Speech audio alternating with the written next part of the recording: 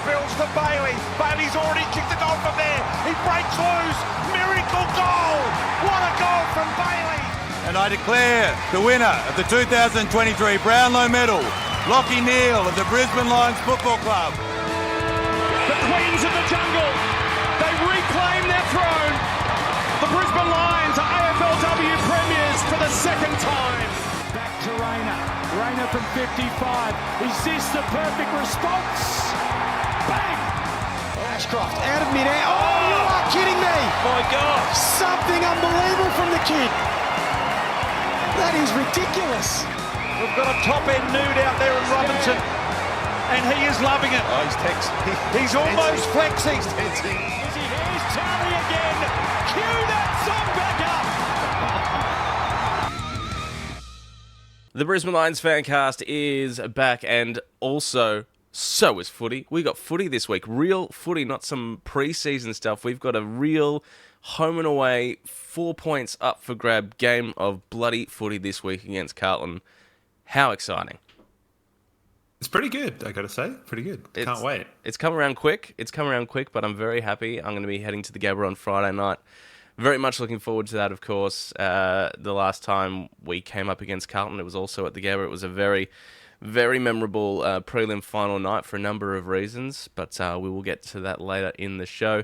Once again, huge shout out to our sponsors for 2024. Hop on Brewery Tours, hop on brewerytours.com.au, and Crisp Communication, crispcoms.co, who are going to sort us out with some stickers. Some Brisbane Lions Fancast stickers, and we'll let you know how you can get your hands on them over the next little bit. But they're going to be free. They're going to be available through the Crisp Communications website. So that's bloody exciting stuff. We've got some, I guess, official merch. Yeah, I mean, I've got unofficial merch, but that's basically it. I was going to ask, if they're free, can you afford to send some to me? I'm sure we'll be able to sort something out. Postage is not free, last time I checked. No, it is not. Which was yesterday, but there you go. You could have paid for stamps. Brilliant stuff. So thank you to our sponsors for that, because I love a good sticker. Yeah. You can put one here, or you can put one here. Yeah, endless places, literally. Anywhere that can be stuck can be stickered. If you want to know exactly where Patrick is pointing to, make sure you catch the video version of this podcast, which will be available on our Patreon page as well. Everything you possibly need is available at brisbanelionsfancast.com.au to keep up to date with everything we're doing, to see the videos, to hear the podcast, to get all the links. Everything is available there, and don't forget to follow us on various social media platforms. Join the Discord, all that sort of stuff. All right, housekeeping out of the way. We played the Swans on, was it Thursday or Friday night? It was Thursday night. In Blacktown. Thursday, yes. And we got done in by another bloody blackout. And a black snake. Yeah. Blacktown, Black Snake, blackout. Hot weather. Goodness me. Didn't it show in the game? Can't say I was particularly disappointed with the delay and stuff. It was kind of funny because, like, I think I just was like, oh yeah, the footy's on, but I'm making dinner, so I'll just like skip through half time. And by the time I turned it on, hadn't even started yet. Yeah. How good. Whereas I was more on the annoyed side of things, where it had already been pushed back 2 or 3 hours or whatever it was, and then another half hour. I was just like, I want to see my team play, please. I'm ready for this, please. We had, I would say, a good commentary team. Brownie, Bucks, and Papalia were all right. Yeah. It's weird to see Papalia commentate a non-West Australia game, so maybe he's been involved more into sort of heavy rotation over at Fox Footy this year. Who knows? Would like to see it, because he's a decent play-by-play. I'd like that. And also, you know, I don't mind the old triumvirate of Lynch, Brownie, and Bucks. Yeah. Like, you know, we talked last year about the grand final recall from 2002, and it was a pretty awkward situation, but they seem to have some like genuine camaraderie between the three of them, which I think translates pretty well. And, you know, they're not afraid to have a dig at each other, and not afraid to, you know, they're all on the same team about certain issues and things like that. And she's sort of just happy to be there more than anything. So it kind of works for me. I don't mind it. All right. Well, what did you think of the game against the Swans? I thought it was a fairly decent hit out in the lead up to opening round against tough opposition, and it was a tough slog of a game. There'll be some sore boys after that, I reckon. Yeah, there were definitely probably like the first half and the first quarter, you know, quite pretty even, like almost sort of kick for kick at times, and just I think a little bit of polish by us kind of really, got us ahead of them and kept us ahead more or less all the way to halftime. They might have kicked ahead in the second quarter.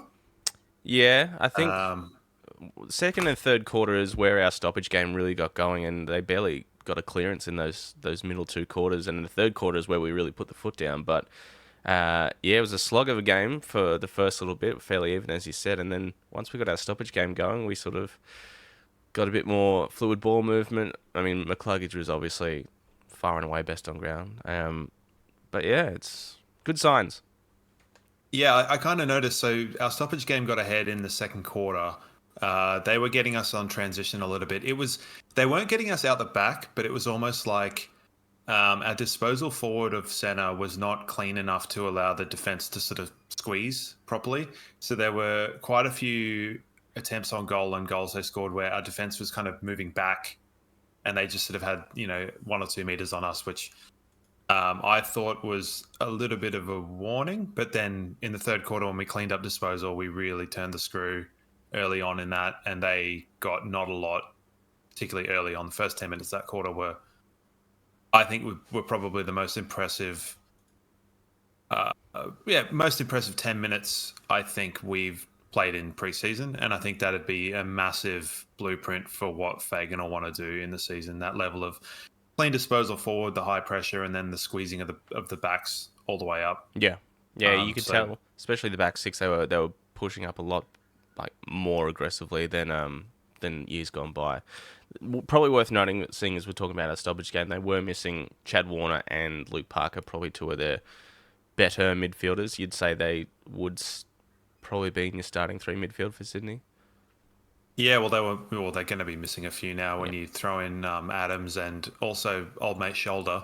So that's a lot of experienced guys for a Sydney team. So I think they'll be hoping to more or less sort of survive the first month of the season as much as anything, rather than expecting to win every game so far, I think, Sydney.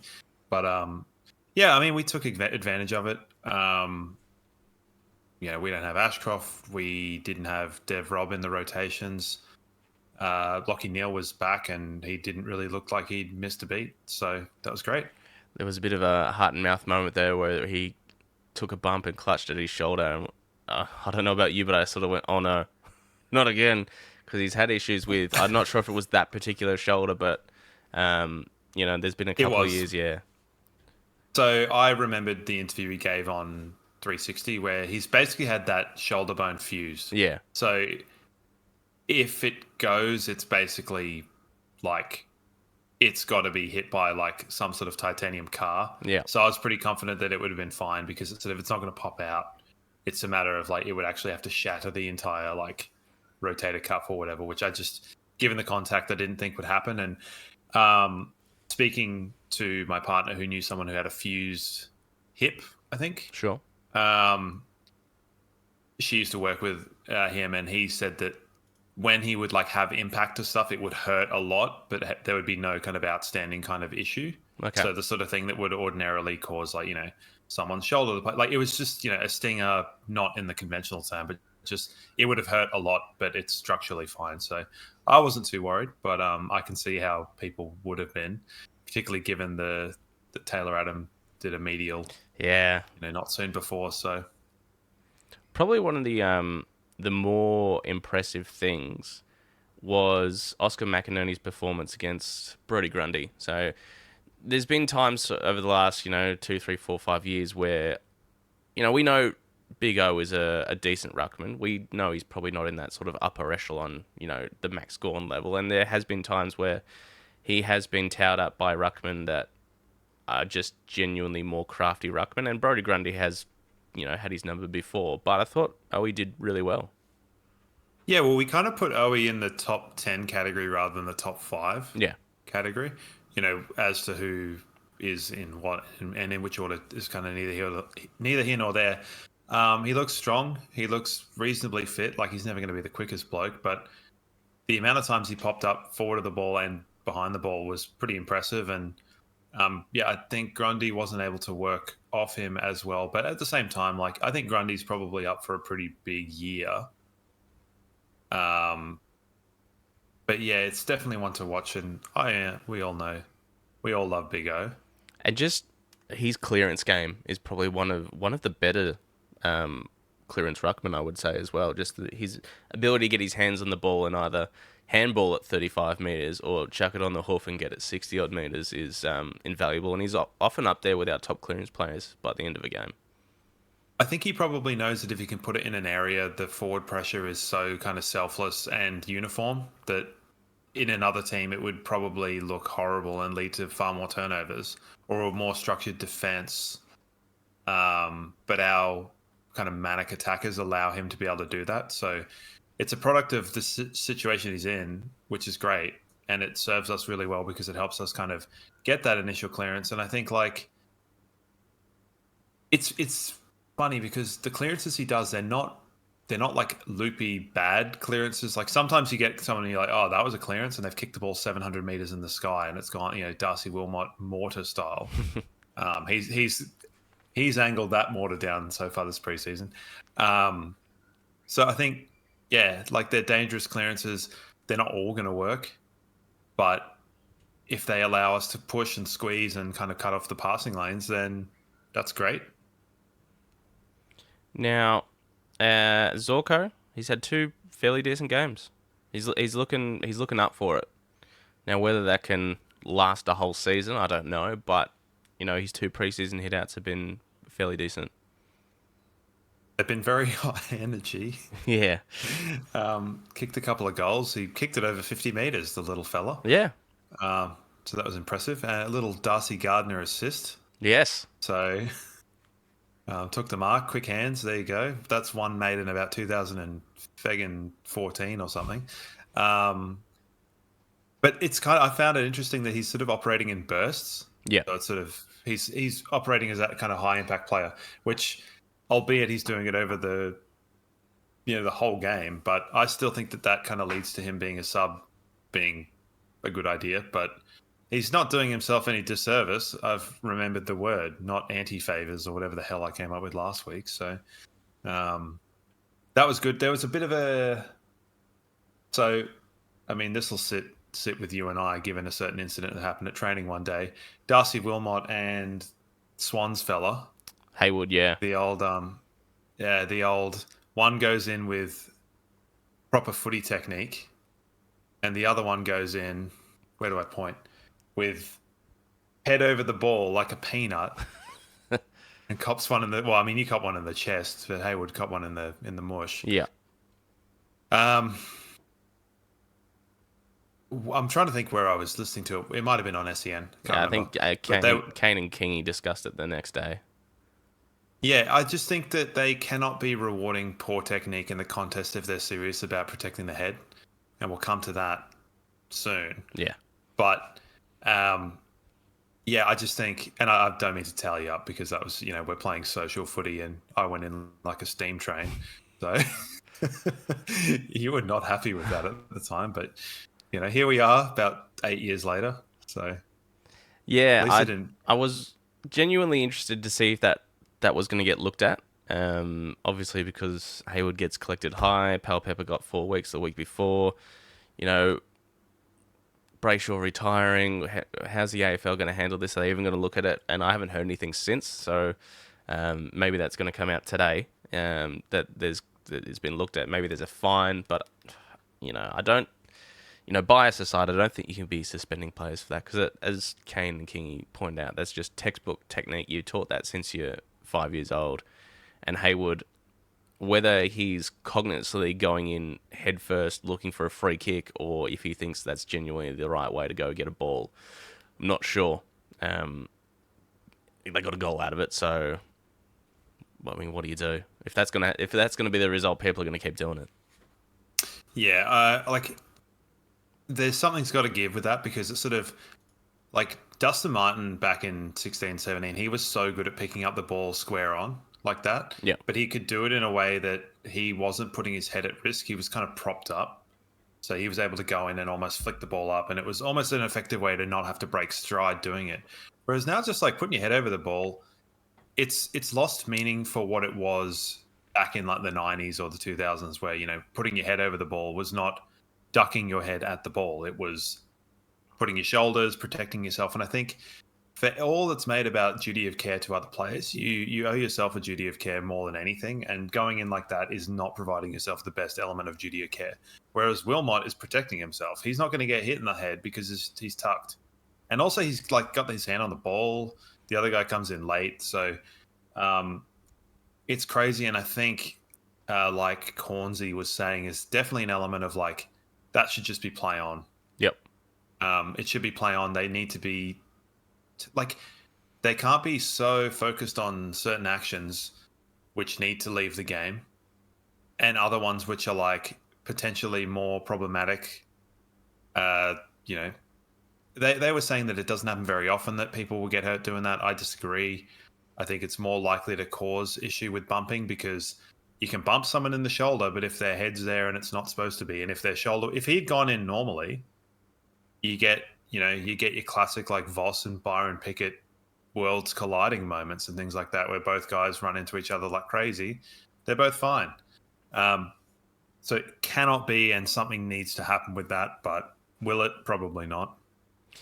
No, I'm just, I guess I'm just waiting to see if that gets looked at all, and whether, you know, they do a little bit of a report at the end of, I know the home and away, you know, the MRO findings, the home and away rounds. I don't know if they're going to do that for the pre-season match, but it'd be interesting to see if anything comes of that whatsoever, or if it just gets, because there's been no chat about it, and obviously there's been bigger incidents to talk about in the remainder of the weekend. But that, I mean, apart from Kane and Kingy, haven't heard, you know, boo from it. So, Danaher quiet again, better output than the previous week, but still a quiet game. But interesting that they played Henry Smith as well for a good portion of the game. So you've got, you know, two recognised ruckman and Danaher. Now, I don't know if that's a case of, you know, we played Henry Smith, therefore Danaher didn't get as much time in the ruck. He didn't get involved in the game more. Do you reckon that's going to come to his detriment? Danaher's? Yeah. Not really. I don't think that we're probably not looking at a two ruck system. I just probably with Danaher and O's importance, I think Smith having a bit of a chop out was probably just a bit of a contingency, possibly in red time, or whether they'd whether they were like, okay, so given the heat, we'll just have you play the last few minutes of quarters, or just like chop in when they get tired or need a break or whatever. So I'm not reading much into that at all. Yeah, okay, fair enough. Charlie, huge game last week. Very frustrating game, and you could see how frustrated he was this week. And Harry Cunningham, again, has managed to keep him very, very quiet. So he's got Charlie's number at the moment. But as we sort of touched on last week, he didn't, you know, in years gone by, if Charlie doesn't get involved in the game, you can see his body language shift dramatically, and he becomes, you know, his team play really drops off as well. But that hasn't been the case, and it wasn't the case on Thursday. He obviously didn't hit the scoreboard, but, you know, the whole game, he just kept presenting, kept trying to lay tackles. The defensive pressure was still there, but to no avail. He was frustrated. Frustrated boy. Yes. Also, worth noting, did you notice his mouth guard? Yes. Yeah. It's good, isn't it? It's kind of funny, given that he was pretty coy about that last year, you know, the idea. So if you didn't notice, his mouth guard is like black with like the two teeth. Yep. You know, obviously like a photo of of his actual mush without the two teeth. And yeah, given he was so kind of coy about that and embarrassed, it's kind of funny to see him repping it. I wonder if it was a gift. Hey, very possibly, he yeah. went to do that. Like, was Eddie Betts sending him through a game day special? Who knows? But I thought it was funny. Yeah, he was frustrated, and he was probably about 2 inches away from about 3 spectacular things at various different times. He had a pretty heavy fall on that like left kind of hip flexor glute area, which he didn't seem too happy about. And it's just kind of like, dude, chill out, man. Like, you'll be fine. Don't worry about it. So good to see him not drop off. Lincoln McCarthy was good again. Yeah, that was going to be my next my next little point of chat here. He's had 2 very good preseason games. Link McCarthy. He looks like he's attacked the off season. Very disappointed with the way things ended last year, and he's ready to really go, because it took him a while last year to get going as well. He was one of a few players we had our eye on at the first sort of 10 rounds last year, but if the preseason is anything to go by, and maybe it is, maybe it isn't, that's not going to be the case this year for Link. Nah, he should really hit the ground running, and I think he's a severely underrated player within the AFL and really undervalued. 100%, and I wonder if he'd be one of the first names on the team. Yeah. And now that Kai Lohmann is really starting to come along, there's that extra pressure for him to perform as well, and it's going to take a bit for Link to get dropped. But Kai Loman's obviously an AFL standard player. He played a very decent game on Thursday night, so he's nipping at the heels, waiting for his chance to get involved in the team. So there's that little bit of extra incentive for Link to stay in at that standard. So, question about a couple of things. So Kai Lohmann, it didn't necessarily look like he was playing strictly as a forward. It looked like he was almost playing on the wing, or even like in the midfield. Yeah, he was cropping up almost everywhere. What are your thoughts on that? Did you have any insider goss? No insider goss, but I think it is like, we know Kai Loman's a good footy player. We want him in the team. How do we get him in the team? So let's experiment with different roles and see how and where he can perform at a good level, because we know his natural game is that high half forward that is crafty around goals. Let's see what other skill sets he's got. See if we can weasel him into the team. Is there a spot on the wing for him? Because that's one of those spots that is not necessarily open, but it's one of those roles. There's room for difference. Yeah, there's potential for improvement. Speaking of the wings, did you notice, like, I felt Jared Berry was almost playing more of a midfieldy, almost behind the ball, Nigel Lapany style game. He obviously is spending a bit of time on the wing, and I really hope people don't focus on that one and then other holding the ball-y situation, because there was plenty of good stuff he did. Could there also be a situation with Dev Rob and Ashcroft out of him coming and spending more time in the midfield? Yeah. With others playing the wing role? Yeah, very possibly. He's a big body. He's played it before. And obviously, there was just, I guess those few moments you're referring to, there was just a few moments where he looked to take the first handball and then sort of balked at it and then got caught. And, if he can just get sort of like, take the first option if it's there, if he can sort of get his mind into that mode a little bit more, and he'll become, a bit more efficient. He might turn the ball over more, but you're definitely going to turn it over if you get pinged holding the ball. So there's a little bit of tidying up in that respect, but yeah, his body took a few hits and his shoulder held up well. He did some good things. He obviously can cover the ground really well as well. Yeah, I feel like if I had like the ability to see the full field on those moments, because there had been times, particularly in the Gold Coast game, where our forward structure seemed to be broken down, whether it was changes or interchanges or whatever, and I'll wager that was probably another situation of looking up and going, well, there's no tall leading down the line and something's broken down in communication, and you sort of just stuck at the exit of your defensive 50 going, okay, there's nothing on here, and probably him lacking the confidence to like bite off a kick like as Zorko or Coleman would. Harris as well. Harris's disposal is so good. Yeah. For a giant. Like, people talk about Stephen May's disposal, but man, Harris Andrews is every bit as good and also can do it on both feet. His handballing's better than May.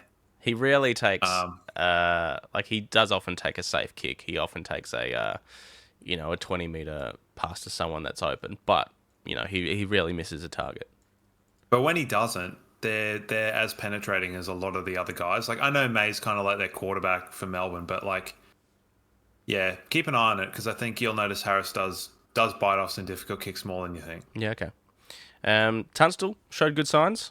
I think there's every chance that Fags squeezes him into the round one team. He may start on the bench, he may start as sub, but He's had 2 fairly decent hit-outs. He looks clean. Probably just needs to put on a little bit more size, but covers the ground well, gets the contests. His disposal's okay. There's a few little hairy moments with him, but he's showed some really good signs. There was some funny moments where just a lot of the fringe players, so I think all of Madden, Lohmann, Tunstall, and Sharpie all got caught holding the ball, like within a very small period of time between each other. And it's like, these guys are trying hard. Yeah. They're trying and they just want to impress, but... It reminds me of Lohmann... Zach Bailey. Yeah, no, Lohmann, especially reminds me of Zach Bailey in his first couple of years, where he's obviously been able to get away with things and try to fend off or try and break the first tackle in his underage years, and then he steps up to the AFL, finds out it's not that easy, but you've just got to keep going for it. And Lohmann's had a few of those moments that really reminds me of Zach Bailey early years, and I think if he can keep doing that, he'll be able to string it all together. Obviously, Bailey missing on Thursday night, so he's one to come back in. Yeah, flu, as to whether it's the actual flu or a cold. Yeah. Who knows? Or something else. Stupid vernacular on these people telling us weird stuff. So he was missing. Midfield group looked good. Dunkley was pretty good, pretty clean. Given the conditions. Yeah, there was some, for as good as the hit out was, there was some poor football from both sides, skill-wise, and that comes down to it being 30-plus degrees and 65+% humidity, and there is going to be skill errors when that happens. So, but you'd think out of the 2 teams that we would adjust to it quicker, doing a whole pre-season in Brisbane. We didn't go down to Tassie this pre-season, did we? Nah, I think that's been done. Done. Yeah, I don't know that they sort of do that anymore. Maybe in the early years where we have a longer off-season pre-season, then there's time to go down to Tassie for a camp. But now we've got a shorter pre-season because we've made it deep into finals. Because we're playing finals, baby. Yeah, so it's done its job. So, I think that's been put on ice for now, which is not fine. The ice of Tasmania, I assume. No, and it's probably more beneficial training up here in Queensland in the heat, in the humidity, in sticky conditions where skills are going to become a huge priority because you need to be able to execute with a greasy ball. Yeah, true. But I suppose it's not every last day on September was like the one we just had. Yeah. So, I didn't know whether it was like a post-COVID soft cap thing. Where it could be that too. Didn't happen anymore. But it's just, to put it, I would love to go to Tasmania in the Brisbane summer. Oh, yeah, for sure. I was there. I think I remember Jack Rewalt saying something along those lines of, him talking about the Tassie team, saying like, I'm spending my time in Melbourne, then I go to Tassie in the off season. It's like, of course you would. You probably have like a distillery down there or some garbage. So, on that for him. So talk about the 22 or 23 that you would have going into. Yeah, there's one. Open. We will get into it. One question I want to ask you. Obviously, Gardner played up forward again. Do you think those 2 headouts, has he shown enough for whatever Fagan's looking for that he lines up there round 1? Well, what I can say is I would be willing to... I know this is not correct, but the amount of pressure... So the ball hits the deck after a contest. He's another defender, essentially. The amount of pressure that he puts in and the perceived pressure and the positional awareness that he has is far better than Gunston ever had in that role, I would say. Maybe not ever in his whole career, but ever for us. So I think there's definitely value in it. And he's not like... Yeah, he's the 3rd tall, but he's not that tall. And it's not like he's poor below his knees. He's probably only about 2 or 3 centimeters taller than Cam Rayner. Maybe I could be wrong. I don't know. But but Rayner makes up for that in hops. Why? Yeah. But Rayner was a raging bull through the midfield. The amount of times he broke through the lines, and if you're gonna, hello Pooch, Yeah, dog in the background. dog in the background. I had the cat on the scratching post, and then it fucked off after it woke me up 3 hours ago. So, yeah, brilliant. Yeah, like, do you want to see Cam Rayner in the midfield? If the answer is yes, then Gardner plays, because it kind of facilitates that. I'm strong on that. Yep. But if they want Cam Rayner to play as a forward, then he won't play. That's my take on it. I mean, you would imagine maybe Dev comes into that team. Maybe he doesn't. Dev played very well in the VFL. So there is room for him to come back in as that midfielder.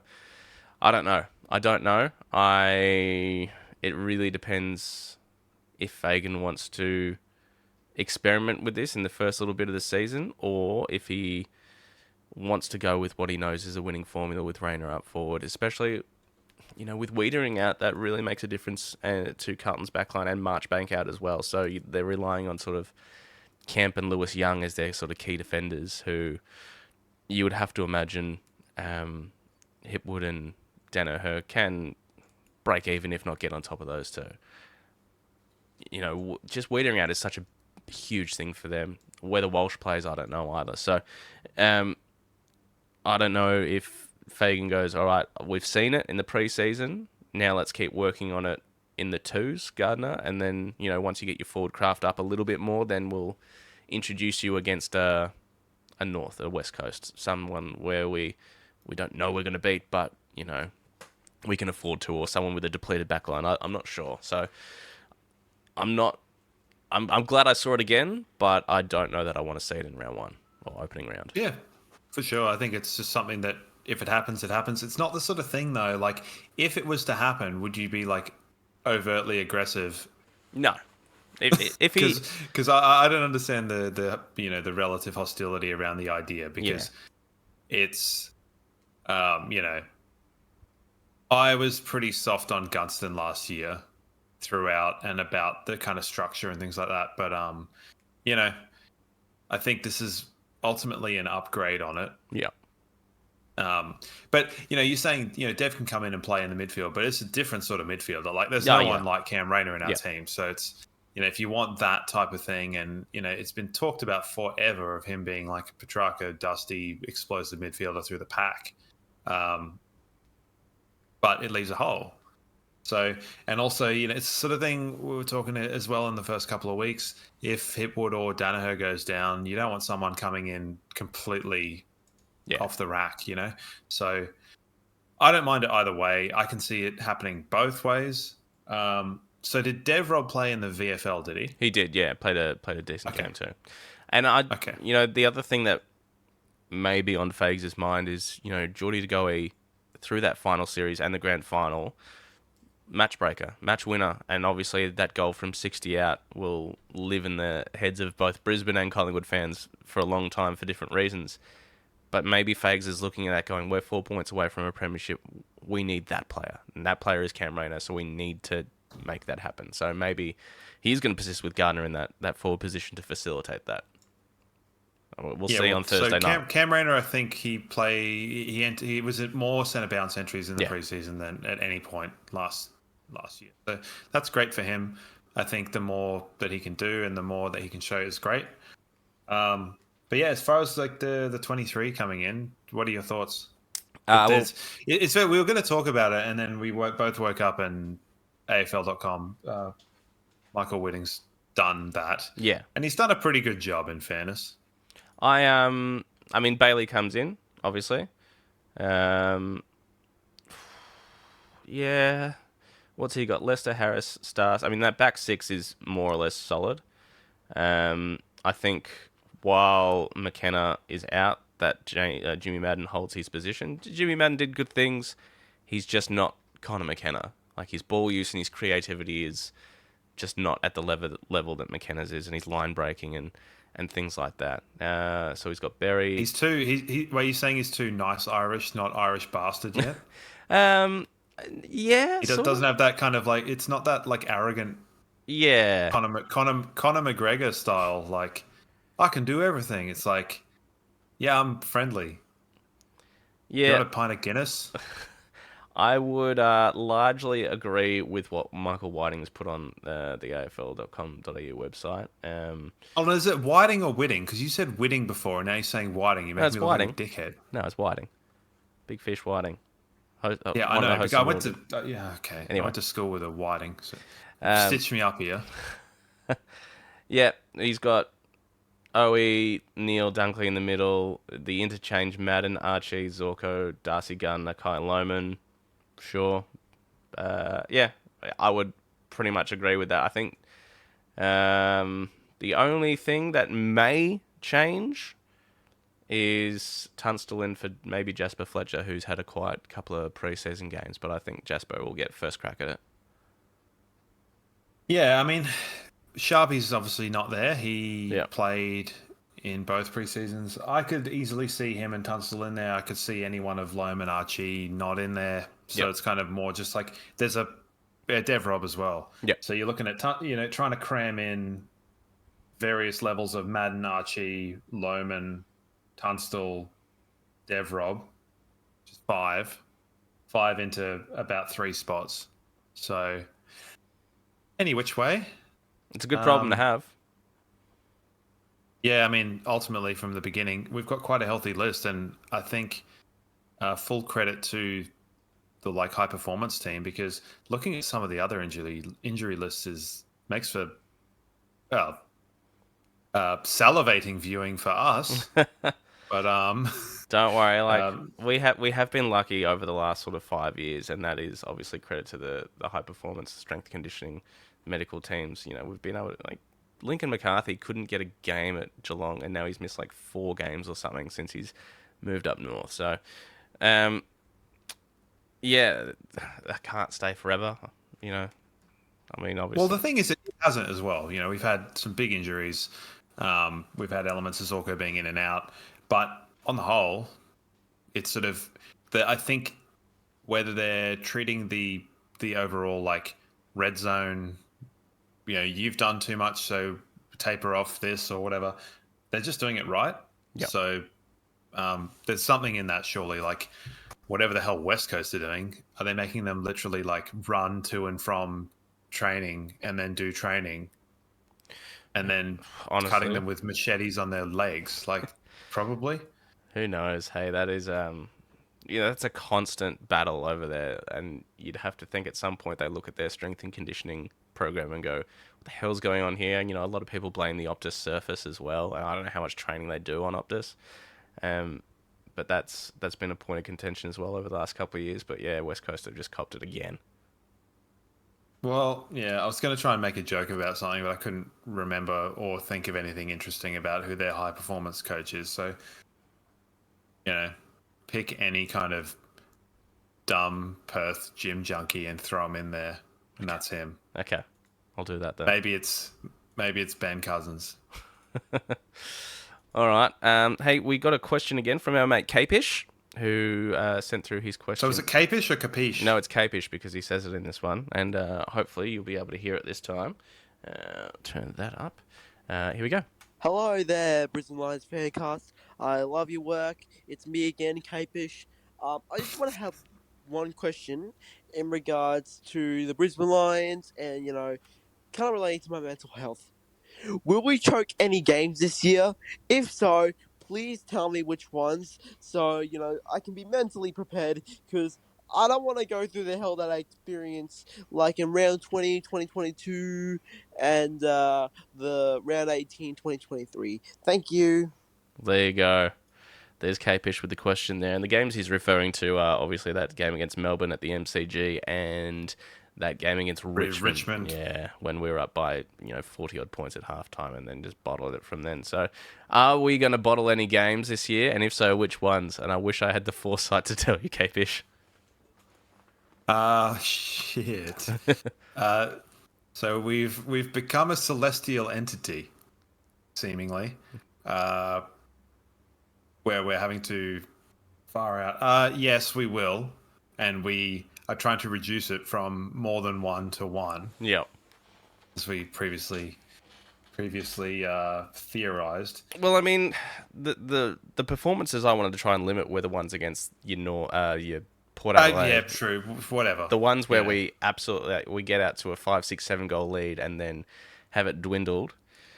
Is that going to happen again? I don't think so, because What's more frustrating though? Like, is it the ones that Capish is talking about, or are they the ones where we literally don't show up? No, the ones where we don't show up is the worst thing for any sport fan to have to endure. I think those ones make me angry. Oh yeah, and the mental health ones are obviously super depressing because it's like an inability to close out games. Yeah. I'm going to say we will not have any of those. Yeah, I'm going to say that too. And I think after that Melbourne game, there was a series of games where we could have done that as well. Like Geelong, we blitzed them in the first 3 quarters and they started to peg it back and got within 11 points or something. You're like, uh-oh.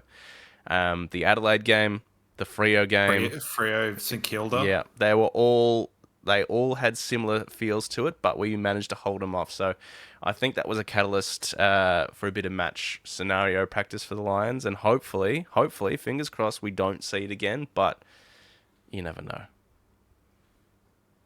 If it is a case of that happening, talk to someone, talk to your friends, talk to your family members. Yeah, of course. Talk to us. Yeah, send us a speak pipe. The other thing worth noting is that both of those games he's referring to were on the MCG. So look at the fixture for the MCG games. Maybe it's going to be one of those. Maybe. Maybe. Brilliant. Yeah, well, as far as the Swans game goes, there's not a whole lot more to talk about. Like I said, good hit out against good opposition. You know, a lot of people think the Swans will be up there, sort of maybe even a top 4 team, but definitely sort of playing finals with the way they finished off last year. So good to get a decent hit out against decent opposition as well. So I think that's put us in good stead to play on Friday night against the Blues. Yeah, looking ahead to the Blues, one thing we're going to introduce this year, rather than the nostalgic player of the week, is we're going to look at the team we're coming up against and look back on some either classic games between the two teams, or if there's none to be remembered there, then maybe we'll look at it like a dual citizen, sort of a favourite player that comes to mind that played for both of those clubs. So think your Mitch Robbos, your Sam Dohertys, your Fevs when it comes to Brisbane and Carlton. But let's have a look at some of them. Just to be known, I rolled my eyes at Sam Doherty because it's like, I think I said before we started, I have no recollection of him actually playing for the Lions. So yeah, he didn't play many games, to be fair. But let's... Neither did Fev, but that legacy lives on forever. Well, yeah, because for not the right reasons. All right, let's have a look at some of the memorable games between the two, Lions and Carlton, and one that sticks out, obviously, probably the more memorable in recent history is the 2009 elimination final, the Daniel Rich clinic, where he was playing exclusively midfield in his first season, just picking off goals from 60.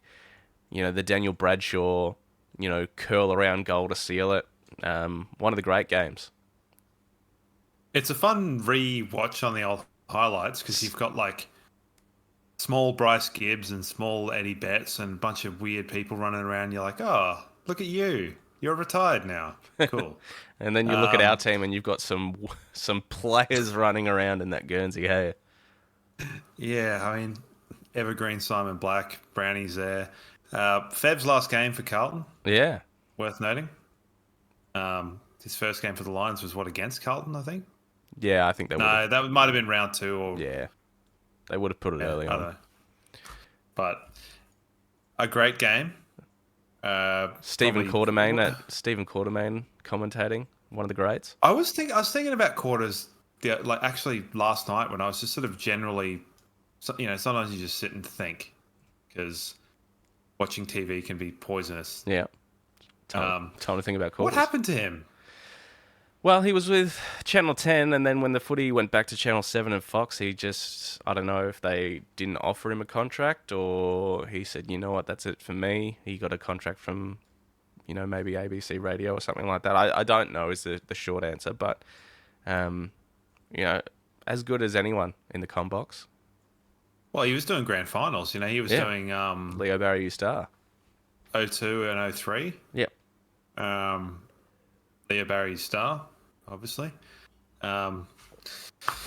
Swooping is Hooper. Yeah, true. That one's not as good, but that was also in that game, wasn't it? I think so, yeah. That was in the 09 limb. Yeah. The one that I'd picked, rather than classic, was more significant because I think we've taken two different meanings. I'd written down in my notes significant games. Yeah. So I've gone 2001 against Princess Park where we got towed by about 80 points to provide the catalyst. It's funny, ring theory and all that. I know that I get very theological on this podcast. We've had the ship of Theseus last week. Yeah, what have you got for us this we've week? We've had our astrological intervention with capiche, not capiche, capish.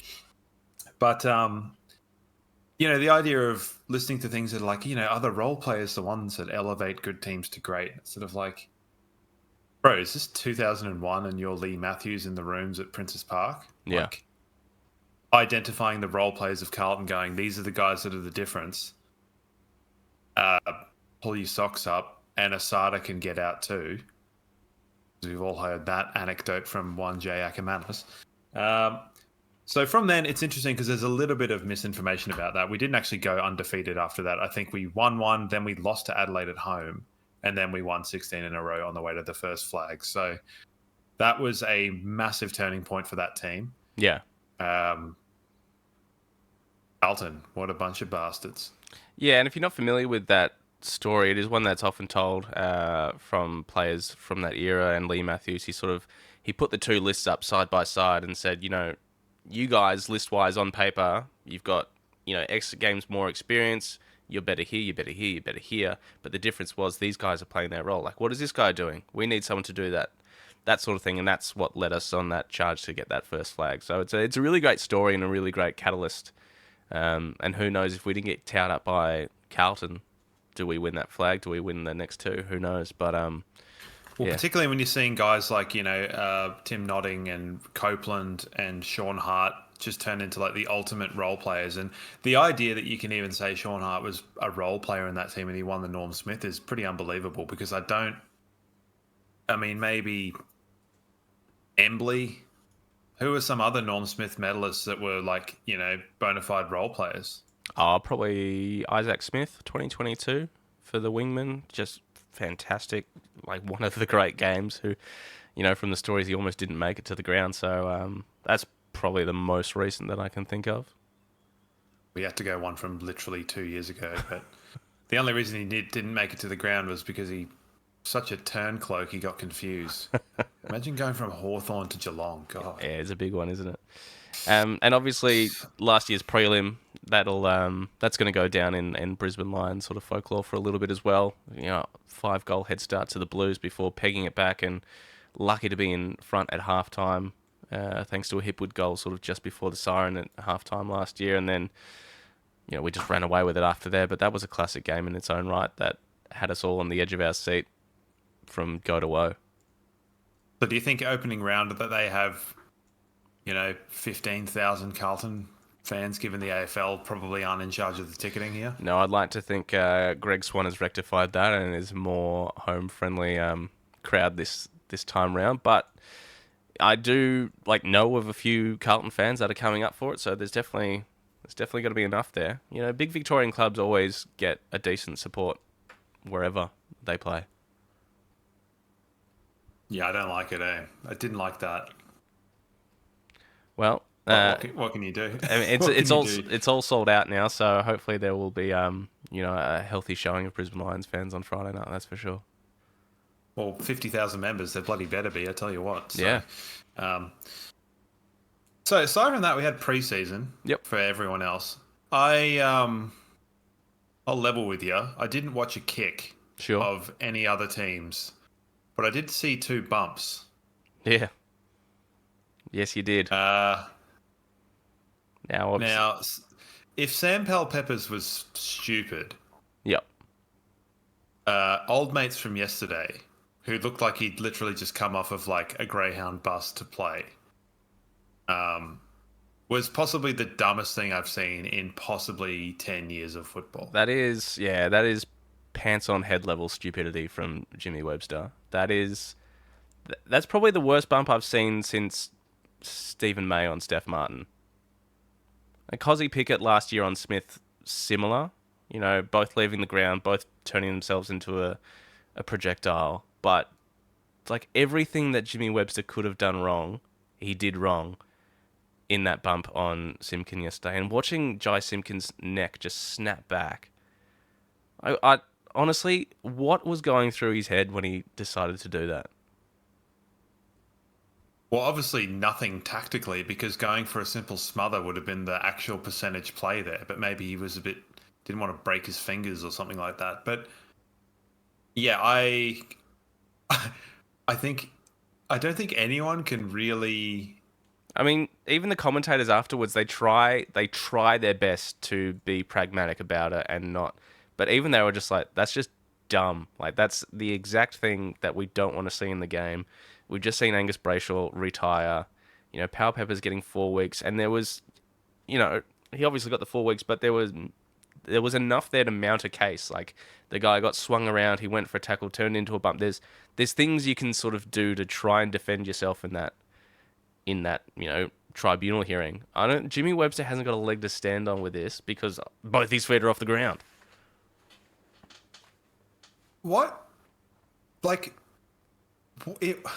I have no words. Like, because, like, if you jump, what are you going to do? Like, you're jumping, so you're going to be higher. And then the thing you want to avoid is a high bump. Like, wouldn't you want to be going down, like anti-jumping? Collapse your legs. And I don't know which part of it is him that collects Simpkin. It could be his shoulder. It even sort of looked like even maybe the point of his elbow, you know, from some angles as well. But it's just, I cannot believe you go through a whole preseason, you go through all this talk about, you know, concussion and bumping and collecting people high and duty of care and all that sort of stuff we've been banging on about for years, and it's just going to get amped up. And if Powell Pepper is getting 4, then this is 6 minimum. Yeah, well, there's a case to be made with Powell Pepper that, because people have sort of said, oh, you know, you get these old dragons that are like, oh, back in the old day. It's like, no, back in the old day with Webster, them's fighting words in any era. Oh, yeah. Any era. Like, you know, watch the Matthew Lloyd one or Brody Holland or whatever. Like, they're all funny when you look at it now. But they started, like, all-in brawls. Well, not all-in brawls, but, like, shit went on after those things. Yeah. Like, in any era, like, why do you think guys were doing that in the 80s and then they were doing it to other people because they did it to them and all of that sort of thing? Like, it's all elements of, like, at any era, these things were, like, deemed dog acts. Powell Pepper less so, I'd say. I'd say that's the sort of thing that was probably more accepted back in the 80s and 90s that phased out and should no longer be in the sport. But there's it wouldn't have started a crazy riot back in the day, whereas the Webster one absolutely would have. It's just, it absolutely boggles my mind. And as we're recording this a little bit before 10 a.m. on a Monday morning, I'm sure there's all sorts of chats going on in media at the moment. And, you know, it's going straight to the tribunal. I don't know if that's going to be tomorrow, Wednesday morning, whatever. But as I said, 6 minimum. 6 minimum has to be. They need to throw the book at him, but as long as the book is made of concrete. Like, and then there's been all this, you know, ancillary stuff with his family members. Yeah, I don't know. What go on with that? So his family members, I think a couple of his sisters and his brother were sort of making light of the situation on Facebook, and encouraging and cheering the bump on and all that sort of stuff. And it's just like, what are you doing? You're making this, like, you can only imagine Jimmy Webster's social medias are getting absolutely slammed, and he's getting all sorts of vile things said to him at the moment. And I'm not going to say he deserves it, but he has, you know, actions have consequences. There's the lack of sympathy for it, surely, because it's sort of like, yeah, firstly, I would argue the question, if you're a professional sport, why would you want to have social media anyway? But, like, you know, when you have, like, the Saints coaches, I can't remember off the top of my head who was like, yeah, he's not that sort of player. It's like, what? Or of course he is. The fella Corey Enright, yeah. And right, yeah. Yeah. It's like, okay, so he's not that sort of player. It's like, Well, to be fair, Well- like Jimmy Webster's been in the AFL system for a long time, and this is the first time he's done anything notable. well, as far as I'm concerned, it's the only thing he's ever done that's notable because I've never heard of him except for this one thing. Yeah. So, which is So probably he's got his my name on the map. ignorance. Maybe that's what he But wanted. it's what go out with a bang. Like, yeah, possibly the dumbest thing I've seen in football Yeah. since I've paid attention. I'll be very interested to see how that lands in the tribunal. What sort of, because like they tried to set a precedent. They tried to come out hard on Pal Pepper. I thought 4 weeks for Pal Pepper was a little bit on the harsh side, but they're trying to get rid of this stuff from the game. So this has to be a lengthy ban, and maybe it's time. Incidents like that, you sort of look at a red card system like they do in soccer. Yeah, I mean, as a big watcher of soccer, I think that would cause issues because there are still also issues with that in soccer. Yeah. Like in theory it works, but if you've ever been on the receiving end of a red card that shouldn't have happened and you're left to play with 10 men for fucking 80 minutes, it's never a good time, is it? And there's nothing you can do to change that. Yeah. So that's actually one thing that I'll say. Now, this is going to be not a rant, but it is an indictment on the positive indictment Sure. on the arc that we've got in the AFL. And I think the distinguishing factor between the arc and other things, whether it's VAR in the Premier League or whatever the one in the Rugby World Cup was, because that was a car crash, the arc doesn't deal with decision making. And that's what makes it so much better than all of the other ones put together. Because you've allowed the umpires to make their decision. That's done. And albeit the arc screwed up pretty badly with the Adelaide thing. But that was more a process thing. And the speed at which it happens, and I think there's a lot of people that watch the AFL from abroad and they hear the arc and the communication between the umpire and them. And they're like, wow, they tell you what's going on. They need to bring that into the ground if they haven't already. I can't remember. But yes, the arc gets 2 thumbs up from me. There you go. I thought having watched the Rugby Union World Cup final, that was one of the most disjointed and borderline, let's say, strange games to watch in terms of the amount of interference from a video referee.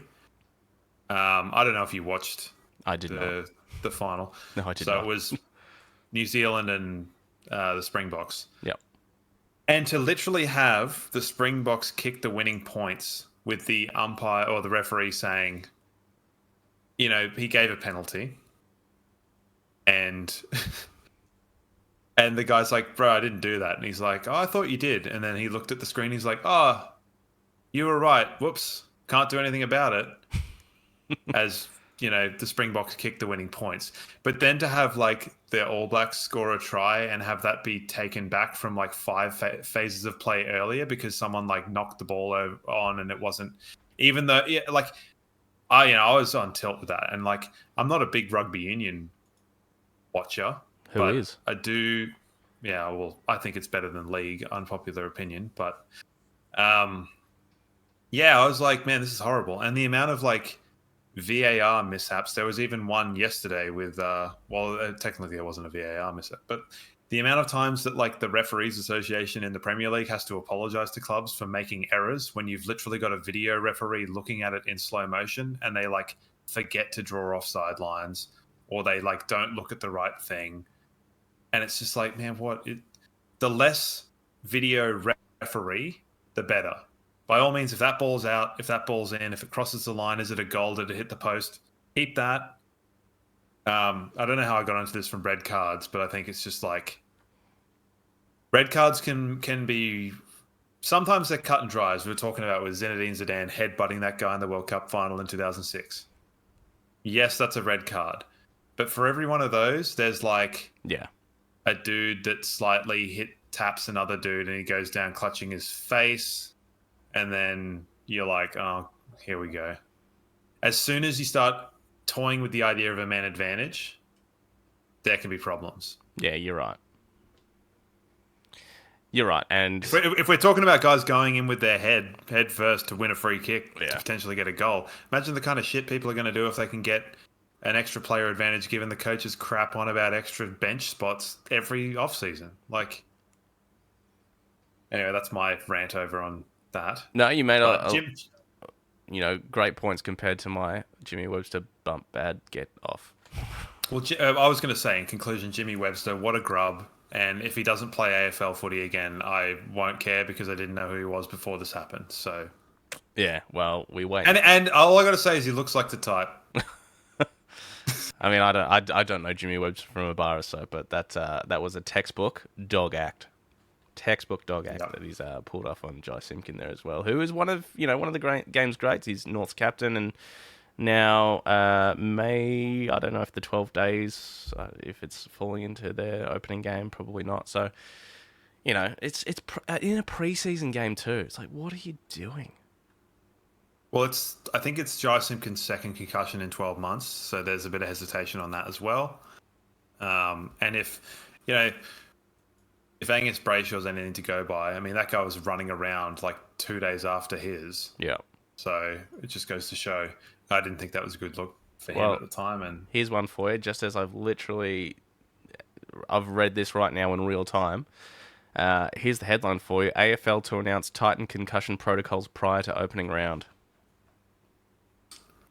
Are they going to do a 30-dayer? The AFL with a more stringent set of concussion protocols as Jimmy Webster becomes the latest player, blah, blah, blah. Clubs have been told that the minimum 12-day rest period after conclusion will remain. But the AFL Chief Medical Officer Michael McDeasy has also written to inform that there will be a further tightening of the return-to-play protocols. So it looks like the 21 days will stay there, but you're going to have to tick a few more boxes if you want to get back on the field, it looks like. 12 or 21? 12, sorry. 12-day. Yeah. And then a few more boxes after that. Yeah, because I'm just trying to think of other sports, and I think, wrestling's not technically a sport, but I think they have a 30-day concussion thing. I mean, particularly after that guy went nuts and killed his family, but not having any of that, hopefully. Keep an eye on Jai Simpkins. Make sure he doesn't disappear off the face of the earth. Well, I mean, Shane Tuck is probably the more recent one who, posthumously diagnosed with CTE, and, his life obviously spiraled towards the end there, and due to concussions, all that sort of stuff, and who knows how many more AFL, Danny Frawley. That's good points. Yeah, so, yeah, I don't know. There's not much more we can say about the Jimmy Webster situation other than there's just grade A level stupidity from him, and 6 weeks minimum. We'll wait and see what happens there. And thankfully we haven't seen any of our players do anything like that. But if we do, I'd like to think we're not sitting here defending that. No, and I think it's probably a positive on our club culture as well that even in the last 4 seasons, 3, let's go 3 just to be safe. Yeah. Very few suspensions. We had Zorko with the eye thing. Yeah. Link McCarthy, Zorko just having his one a year. Link McCarthy giving a jumper punch to Camden McIntosh, which I was all for. Because, if anyone needs to be on, what's that thing? Mosh or whatever. Yeah, that one, or the one with those ridiculous commercials that have been around for since the late 2000s. Well, it's just Ashley Martin. Yeah. There was a random season where Camden McIntosh did have hair, and that was very odd. Yeah, well, but then it disappeared. Does he again. have hair now? No. Is he wearing a wig? Who knows? But yeah, aside from that, what have we had? We had Cam Rayner dumping Ben Brown one time, which probably shouldn't have been at the time, but whatever. We've been largely pretty good. We've had no slings, no. I think Berry got cited but overturned. That was for the eye gouge. Yeah, there was another one last year, I think. Can't remember who it was against. Maybe it was against Sydney, actually. It might have been against Hayward, in fact, but I could be wrong. Yeah. but largely unscathed compared. And like, I just don't think that like, I think like, if your club hasn't had anything remotely like that, you're in pretty good stead, because most clubs would have had at least one bad one. You know, for all of everyone thinking that Jeremy Cameron's like, you know, a great dude and an awesome football player and like, you know, cool culture and whatever. It's like, yeah, the dude also did elbow Harris Andrews in the head. Yeah. And he also did break Reece Matheson's jaw in a preseason game as well. It's like, you know, like not everyone is, you know, goes through unbesmirched, but we're doing a pretty good job of it. Yeah, we've just got Zorko. It's general shithousery throughout the year. Yeah, but as I said, I think a lot of players probably just ignore him, to be honest. Yeah, fair enough. All right, anything else to touch on before we head to opening round on Friday night? We'll be back next week with a deep dive on that game. We'll look at what went right, what went wrong, and see how we go. But yeah, anything else you want to touch on before we head there? Not so much, other than just general Vic bias, them having extra days rest, both of them, Melbourne and Carlton, and also Victorian teams not travelling in the preseason, and all the interstate clubs did. But let's not worry about that. Let's just go and smack Carlton. Yeah, try and reverse some of our round one favours and try and get a big win on the board. So yeah, looking forward to it. As I said a couple of weeks ago, you know, Carlton's last game was us at the Gabba in that prelim final, so they've had a long time to stew on that and what they can do differently and what they can do better. Obviously, we've had a different game to reflect on, but I don't think it's going to mean we're going to take Carlton any less lightly. So should be a good one. Should be a spicy game. Should be lots of fireworks. All I can say is that they can't possibly get a better start. No. God. And if they do, I will need to give Capish a call. Fair enough. Well, don't forget to check us out online, brisbanelionsfancast.com.au. We're still raffling off those double premium passes to the Round 8 Q Clash. You can get your tickets there.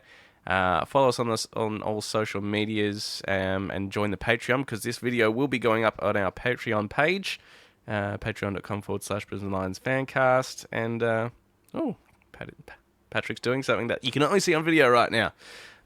Sounds a lot more suggestive than it actually is. But we will see you this time next week after what will hopefully be a resounding win against the Blues.